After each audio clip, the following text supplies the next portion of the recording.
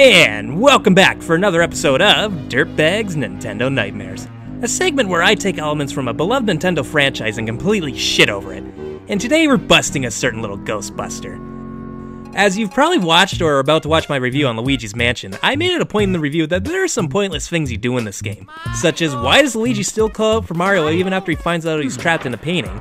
Why do we feel the need to go out of our way to collect money and gems in this game when all they achieve is a higher rank at the end? But more importantly, why is Luigi hunting down ghosts known as portrait ghosts when in most cases, they don't seem hostile or even bother Luigi? The reason why is this little gremlin right here. Professor Gadd. He's a paranormal researcher that has spent his whole life studying ghosts, but that clearly wasn't enough for him, and the sociopath that he is, he started capturing ghosts and imprisoning them into paintings.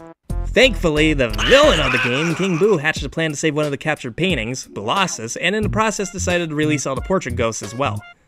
But of course, this little turd saw an opportunity in Luigi and abused the little brother in his darkest hour who was just trying to save his brother. Now, don't get me wrong, there are plenty of ghosts that have it coming to him. Not only are common ghosts and Boos trying to scare Luigi, they're trying to hurt him physically as well.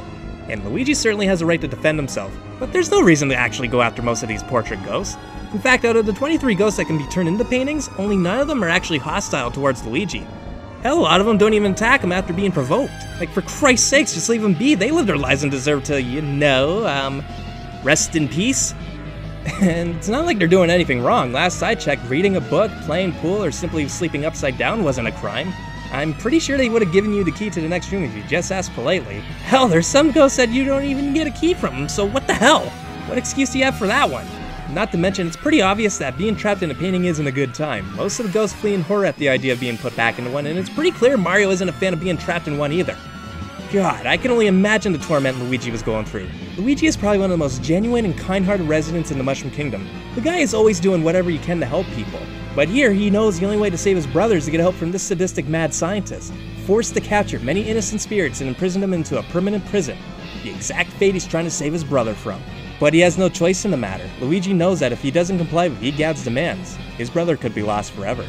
But you know what's the worst part about all this? That little son of a bitch is making Luigi do all this just for profit.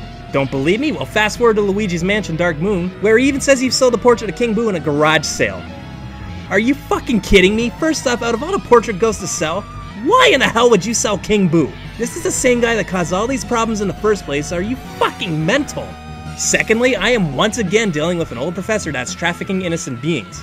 God, how dare you put Luigi through all that agony, making him enslave the afterlife, hanging his brother over his head to get him to get your prisoners back, just to sell off your prized collection of ghost portraits, in a garage sale no less. You're just pure evil. It sends chills down my spine that this is what that lovable scaredy cat Luigi had to go through just to save Mario. And with that, this was another Nintendo Nightmare. Sleep tight.